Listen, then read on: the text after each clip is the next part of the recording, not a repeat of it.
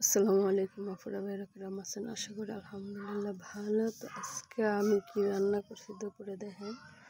তো আজকে লতি রান্না করবো। তো লতিরে কাটতে করতে গুছিয়ে নিলাম। লতি আজকে চিংড়ি মাছ দিয়ে রান্না করবো। তো আমি লতির আয়োজন গুছিয়ে রাখলাম। তো এখানে লতিটার ভাপ বসাই দিলাম, ভাপ এসে পড়ছে। আমি হলুদ লবণ দিয়ে এটা উল্টায় পাল্টায় দিতেছি। তারপরে পানি ফালানোর জন্য তৈরি হইতেছে। এদিকে আজকে আমি লতি খাবো ইসা মাছ দিয়া। কত হইলো দেখেন, লতিগুলো কত সুন্দর। এখন আমি ভাবের পানিগুলো পালানোর জন্য নামাইছি। তো দেখেন কত সুন্দর লতিগুলো। তো এখন আমি পাইপানে পেঁয়াজ রসুন দিয়ে দিতেছি ভাজার জন্য। ভাজা হলে আমি মশলা দিয়ে নেব। তো এখন আমি রসুন পেঁয়াজ দিয়ে দিতেছি। তো চিংড়ির সাথে সাথে একটা হিদলও দিয়েছি যাতে তরকারিটা একটু ভালো লাগে। তো এখানে আমি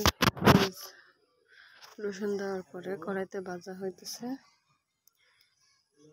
ভাজা হওয়ার পরে যে লাল হয়ে গেছে, এখন আমি পানি দিয়ে মশলা দিয়ে নিব। দেখেন এই যে পানি দিয়ে দিলাম।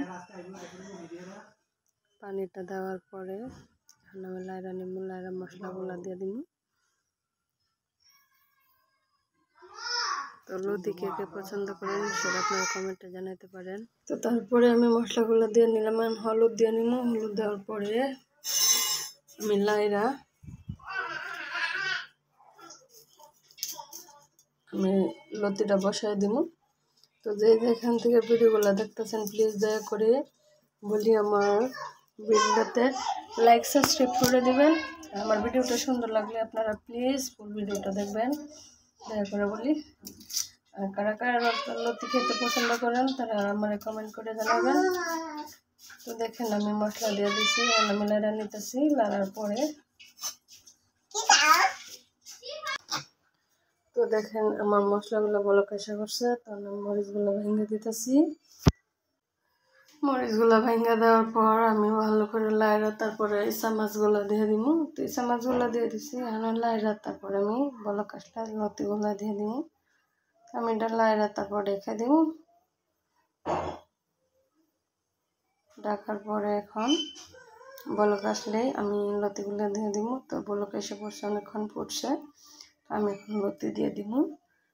আসলে লতি অনেকদিন ধরে খেতে ইচ্ছা করছিল। তো ওনার বলার পর উনি বাজার থেকে লতি আনছে।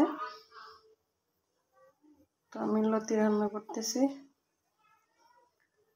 দেখেন ইসা মাছ দিয়ে লতি, জানি না কার কার পছন্দ হয়। আমি লতিগুলো লাইরা ভালো করে রেখে দিব। তারপরে ঝোলটা যখন একটু হয়ে আসবো তখন নামাই নিব। তো দেখেন লতিগুলো আমি আরো মিশে গেছে, আরো কইমা গেছে। এখন আমি লাড়া দিয়ে নিতেছি। আরেকটু যখন হইব তখন আমি নামাই নিব ধনিয়া পাতা দিয়ে। তো আজকে মূলত আমি রান্না করেছি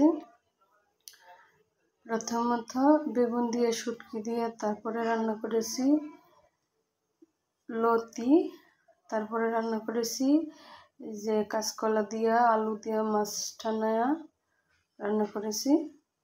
আমার লতি শাক রান্না প্রায় শেষ। এখন ধনিয়া পাতা দিয়ে লইতেছি। ধনিয়া পাতা দেওয়ার পরে আমি এটা লাইরা নামাই নিব।